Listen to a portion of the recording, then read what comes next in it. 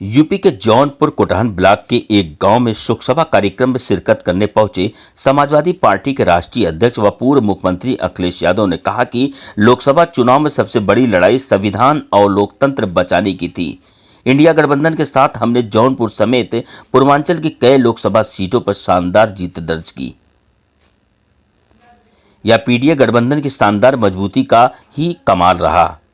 हम लोग मजबूती के साथ चुनाव लड़े, जिसके चलते दिल्ली की सरकार वह फैसला नहीं ले पा रही है जो वह लेना चाहती थी। यह वजह है कि आज भी बड़े फैसले लेने से सरकार डरती है। 2027 में बसपा से गठबंधन के सवाल पर उन्होंने कहा कि यह सवाल बीजेपी का है, मुझसे मत पूछो। उन्होंने कहा कि वक्फ बोर्ड को लेकर जो लोग सुप्रीम कोर्ट गए हैं, उनके लिए हमारी पार्टी उनके साथ पूरी मजबूती के साथ खड़ी हुई है। उन्होंने कहा कि जब हम और आप यहां बैठकर बातचीत कर रहे हैं तो पेट्रोल और डीजल की कीमतें बढ़ी है। महंगाई की चर्चा करने पर सरकार गोल गोल जवाब दे रही है। पूछा क्या इसका भार जनता पर नहीं पड़ेगा? जिस सिलेंडर को फ्री देने की बात कही गई थी, उसकी कीमत फिर बढ़ गई है। सपा सुप्रीमो पूर्व मुख्यमंत्री अखिलेश यादव ने केंद्र की सरकार पर सीधे तौर पर हमला बोलते हुए कहा कि अमेरिका अपनी अर्थव्यवस्था बचाने के लिए पाबंदियां लगा रहा है, तो ऐसे में भारत की अर्थव्यवस्था कौन बचाएगा? बेरोजगारी इतनी बढ़ गई है कि आने वाली सरकार अगर बेरोजगारी पर फैसला भी लेती है तो वह कब बेरोजगारी को दूर कर पाएगी? कहा कि कुछ लोगों को फायदा देने के लिए सरकार हर फैसले ले रही है। उन्होंने कहा कि जौनपुर का मेडिकल कॉलेज में इलाज के लिए जाएं तो डॉक्टर मार दे। मेडिकल कॉलेज आधा अधूरा पड़ा हुआ है। हम लोग जौनपुर को अच्छा मेडिकल कॉलेज देने चाहते थे, लेकिन देख लीजिए कि क्या हाल है मेडिकल कॉलेज का। उन्होंने कहा कि डायल 100 के रूप में हमने बेस्ट रिस्पांस सिस्टम दिया था, लेकिन पुलिस क्या कर रही है? सरकार बिजली सस्ती नहीं कर रही है, बल्कि बिजली और महंगी होती जा रही है। और मुख्यमंत्री ने अभी तक एक भी कारखाना नहीं लगवाया। और क्या कुछ कहा है पूर्व मुख्यमंत्री अखिलेश यादव ने, आइए आपको सुनवाते हैं। मुंह कर देते हैं पीछे हो जाए खड़े हो जाए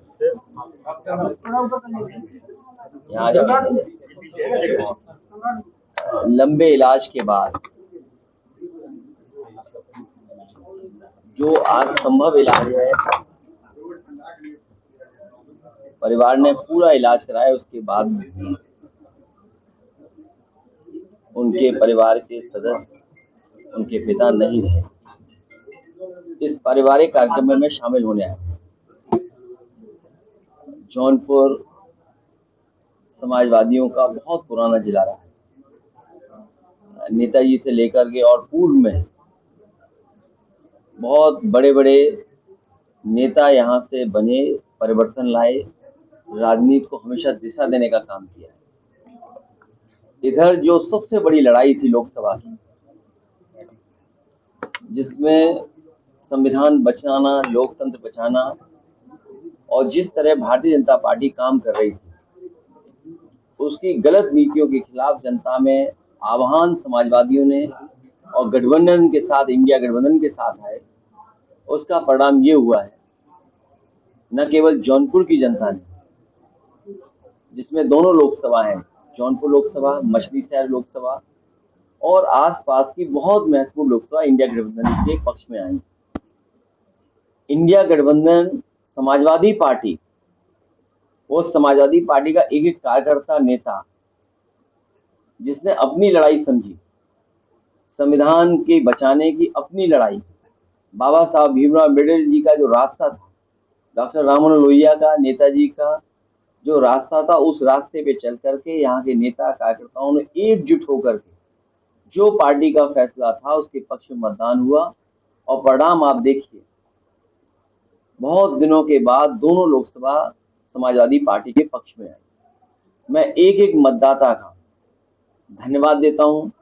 पार्टी के संगठन के जितने भी हमारे कार्यकर्ता बूथ स्तर पे थे, गांव स्तर पे थे, संगठन के लोगों का मैं बहुत धन्यवाद देता हूं कि उन्होंने समाजवादी पार्टी की लड़ाई में पूरी जिम्मेदारी के साथ मदद की है।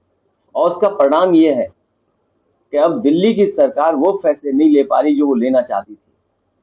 लेकिन उसके बावजूद भी आप और हम देख रहे हैं कि जब हर सवाल पर सरकार नाकाम हो गई है, आप उनसे महंगाई पर चर्चा करें, जब हम और आप आज यहाँ बातचीत कर रहे हैं, डीजल पेट्रोल की कीमतें बढ़ी हैं।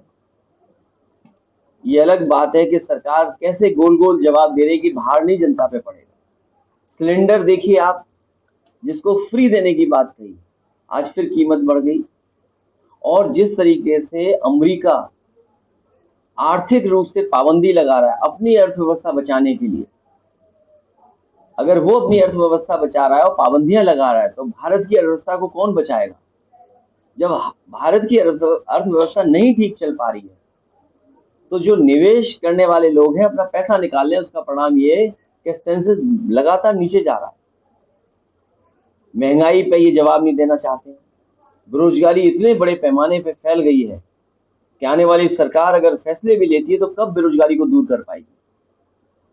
कुछ लोगों को लाभ पहुंचाने के लिए सरकार हर फैसला ले रही है। अभी मुद्रा परियोजना योजना का 10 साल पूरे हुए हैं। आप खुद सोचिए, अगर 52 करोड़ लोगों को इन्होंने मुद्रा योजनाओं से जोड़ा है, और ये बात उन्होंने सरकार में कही थी कि हर व्यक्ति को नौकरी मिलेगी इस मुद्रा योजना के माध्यम से, जो कारोबारियों की मदद की। अगर 52 करोड़ लोगों को इन्होंने मदद की है, 33 लाख करोड़, तो अगर एक व्यक्ति जिसको मुद्रा लोन मिला है, अगर उसने 2 लोगों को नौकरी दी है, तो इसका मतलब तो ये है कि नौकरी खत्म हो जानी चाहिए थी, अब नौकरी की जरूरत ही नहीं थी किसी को। ये तो उन्हीं की बात मैं कह रहा हूं जो आपसे मैं आज शेयर कर रहा हूं। और फिर हमारे मुख्यमंत्री कहते हैं कि अगले 3 साल में हम जीरो पॉवर्टी कर देंगे। हमारे मुख्यमंत्री जी को जानते नहीं है। अगर उन्हें वीवो का मोबाइल दे दो तो कहो वो भी ना चला पाए, आईफोन दे दो तो कहो दीवार पे मार दें। क्या कह रहे हैं कि 3 साल में हम गरीबी दूर कर देंगे, जीरो पॉवर्टी कर देंगे। ये किस बात का नारा है? और फिर zero tolerance law and order के लिए सुप्रीम कोर्ट क्या कह रहा है? सुप्रीम कोर्ट कह रहा है जो बात हम लोग कहते थे, वो बात सुप्रीम कोर्ट कह रहा है कि कानून व्यवस्था उत्तर प्रदेश में है ही नहीं, खत्म हो गई है। कानून व्यवस्था के नाम पर कुछ हो ही नहीं रहा है। मनचाहा अधिकारी काम कर रहे हैं, मनचाहा अधिकारी मुकदमे लगा रहे हैं, मनचाहा लोग पैसे वसूल रहे हैं। और जौनपुर से बेहतर कौन नहीं जानता, याद करो वो पुजारी की घटना। क्या आज भी जेल में नहीं है पुलिस के लोग? मुझे वो दिन याद है जब एक बच्चा केवल टिकटॉक बना रहा था, वो मुस्लिम बच्चा था, टिकटॉक बना रहा था, पुलिस ने दबाव बनाया, उसके बाद पिताजी से पैसा लेना चाहते थे, जान चलेगी। बाद में हमारा पूरा डेलीगेशन पार्टी का पहुंचा था, न जाने कितने बेगुनाहों को मार दिया। और यही जौनपुर है जहां पर अपनी नाकामी छुपाने के लिए बैंक डकैती के मामले में एक फेक इनकाउंटर किया था। फेक इनकाउंटर इसी जिले में हुआ था। और कैसी सरकार है सोचिए आप, जब सवाल खड़े हुए जवाब नहीं दे पाए तो उन्होंने बैलेंस करने के लिए छतरी की भी जान ले ली। ये बात आप लोगों से नहीं छिपी होगी क्योंकि आप लोगों ने तो करीब से चीजें देखी। तो हर चीज की जब नाकामी हो गई, ये जो वक्फ बिल लाए हैं नाकामी का पर्दा है। अपनी तमाम जो उनकी नाकामी है योजनाओं की, जो कुछ नहीं जनता को कर पाए, इसलिए इस तरह के कानून ला रहे हैं। समाजवादी पार्टी ने लोकसभा में भी स्वीकार नहीं किया था। आने वाले समय में भारतीय जनता पार्टी जाने वाली है। भारतीय जनता पार्टी पीडीए की ताकत को, पीडीए की एकजुटता का सामना नहीं कर सकती भारतीय जनता पार्टी। और इसीलिए क्या कह रही थी मुख्यमंत्री जी, 80 और 90, ये मैंने नहीं कहा। अगर पूर्व में किसी ने कहा हो, मेरे मुंह से आपने कभी नहीं सुना हुआ 80 और 90। मैं उन्हीं मुख्यमंत्री जो 80-90 कह रहे हैं, मैं उनसे जानना चाहता हूं कि हम 80 में आते हैं कि 20 में आते हैं, 80 में है कि 20 में। अगर वो ये नहीं बता पा रहे हैं तो वो समझ लें ये लड़ाई 90-10 की है। और 90-10 में इसलिए बोल रहा हूं कि हर पीड़ित अपमानित पीडीए के साथ है। आप में से बहुत सारे लोग ने यही स्टेटमेंट दिया था कि अब हमारे पास एक ही रास्ता है, सुप्रीम कोर्ट जाए। अखिलेश यादव की सरकार अगर आती है तो क्या ये जो रवायत शुरू हुई है इसको किस तरह से ठीक करेंगे? जो आपका जौनपुर का मेडिकल कॉलेज आधा अधूरा पड़ा हुआ है, इलाज के लिए चले जाओ तो डॉक्टर मार दे आपको। इतनी शानदार बिल्डिंग बनी है। ये वही बिल्डिंग, वही कॉन्ट्रैक्टर आर्किटेक्ट थे जिन्होंने लोकसभा बनाई है। हम लोग तो जौनपुर का अच्छा मेडिकल कॉलेज देना चाहते थे। क्या हालत है medical college. Dial 100 one of the best response system दिया था हम लोगों ने। पुलिस क्या कर रही है, क्या न्याय दे रही है उससे? जो एम्बुलेंस सर्विसेज दी थी हम लोगों ने, वो इसीलिए दी थी कि गरीब अगर गांव में है, उसको तकलीफ परेशानी है तो फोन करे, एम्बुलेंस आए, उसकी मदद कर दे। और गर्भवती महिलाओं के लिए फ्री थी। उस व्यवस्था का क्या हुआ? और फिर जहां कहीं भी समाजवादियों ने लैपटॉप दिया, वो आज भी चल रहा होगा। जो नेटवर्क आप इस्तेमाल कर रहे हैं, जिस नेटवर्क पे आपका चल रहा है ये मोबाइल, उस इन्वेस्टमेंट को लाने का काम समाजवादी ने किया। और उसी का परिणाम ये है कि आज इंटरनेट और उस तरह की सेवाएं बड़े पैमाने पर पहुंच रही हैं गांव-गांव। और बिजली, ये केवल मीटर लगा रहे हैं, बिजली महंगी कर रहे हैं, सस्ती नहीं होने दे रहे हैं बिजली। और हमारे मुख्यमंत्री जी तो एक कारखाना नहीं लगाए बिजली का। बनारस में गैंगरेप हुआ है। ये घटनाएं जो वाराणसी में हो रही हैं दुखद है। और अगर संख्या और नंबर्स हम देखें, अगर देश में सबसे ज्यादा असुरक्षित महिलाएं कहीं हैं तो उत्तर प्रदेश में। पुलिस का कहना है कि नए तरह के माफिया पैदा हो जाएगा। पुलिस की क्यों मानते हो? पुलिस खुद ही माफिया का काम कर रही है। आपको नहीं पता है? आपको पता होगा। घटना बरेली की, पुलिस ढूंढ रही पुलिस को, पुलिस अपहरण कर रही है, पुलिस ही एफआईआर लिखा रही है पुलिस की, और पुलिस ही पकड़ के ला रही है। ये कभी देखा आपने?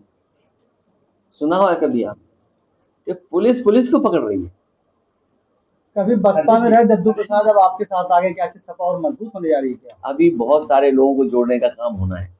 अरे जी, मुख्यमंत्री जी कह रहे हैं हर साल इलेक्शन होने से भ्रष्टाचार बढ़ता है, विकास की दर में कमी आ जाती है। जो है 2034 तक वन इलेक्शन हो जाए। उनसे कहिए कि पूरे उत्तर प्रदेश का एक फेज में चुनाव करा के दिखा दो। पूरे उत्तर प्रदेश का one nation one election.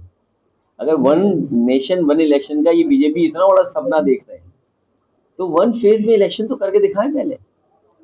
UP का एक फेज में इलेक्शन करा दें। क्यों हम ईवीएम को देखें, बैटरी चार्ज है कि नहीं चार्ज है, कम चार्ज है कि ज्यादा चार्ज है। और फिर ट्रम्प जो अमेरिका के राष्ट्रपति, सुना नहीं आपने? उन्होंने कहा कि कुछ गड़बड़ है इस मशीन में, टेक्नोलॉजी में गड़बड़ है। एलन मस्क कह रहे हैं गड़बड़ है। आप सोचिए भारत में क्या पाबंदियां लग गई हैं। चिंता का विषय ये है कि आपकी अर्थव्यवस्था चल नहीं रही है। आप सब दूसरे देशों से ले रहे हैं कारोबार, वो बाजार हमारा खा जा रहे हैं। कम से कम भारतीय जनता पार्टी को अमेरिका से सीखना चाहिए और इन्हें भी पाबंदी चीन पे लगा देनी चाहिए। रेखा गुप्ता, ये कौन है? दिल्ली के सीएम। उनसे आपका परिचय हो तो मिलाओ जाके आप। इनका परिचय तो होगा मुझे लगता है, आपको जाना चाहिए मिलने वहाँ। समाजवादी पार्टी दैनिक जागरण नहीं पढ़ेगी, मैं तो नहीं पढ़ूंगा। क्योंकि उनके मालिक हैं कांग्रेस के, उसमें किसी को छिपा नहीं है, कोई छिपी बात नहीं है। और कोई बात ऐसी नहीं मैं कहता हूँ जो ना पता हो किसी को। कभी नेताजी ने एक अखबार की प्रतियां जलाई थी, अखिलेश यादव एक अखबार के लिए बर्बाद की गई है। तुम सच लिख दो, अगर तुम ना जेल चले जाओ तो बताना। कई पत्रकार साथी हैं, सच दिखा दें तो प्रशासन हो सकता है तुम पे कुछ कार्रवाई कर दे। लगता है ये कार्रवाई आप पे कभी हुई नहीं है। अभी आगे क्या रूपरेखा है इंडिया अलायंस की, और जो आगे आगामी चुनाव है उसको अखिलेश यादव किस तरह से देख रहे हैं और किस तरह से? समाजवादी पार्टी का लक्ष्य है कि भारतीय जनता पार्टी रहे और हम सब लोग मिलकर के पीडीए की ताकत को और मजबूत करेंगे। हर पीड़ित के साथ पीडीए दिखाई देगा, हर परेशान के साथ पीडीए दिखाई देगा। राहुल गांधी बिहार में कुछ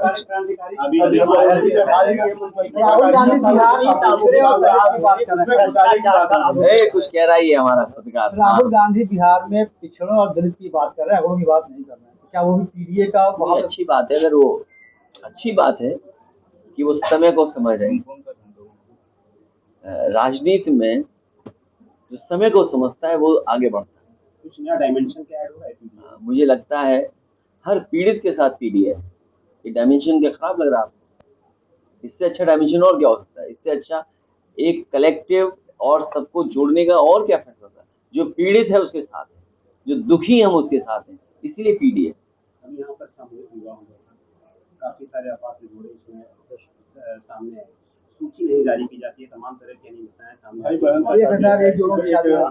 बहन तक की शादी करा दी गई। तुम ऐसा करो, उसकी सूची जारी कर दो अपने चैनल पे, थोड़ी मेहनत प्रयास कर।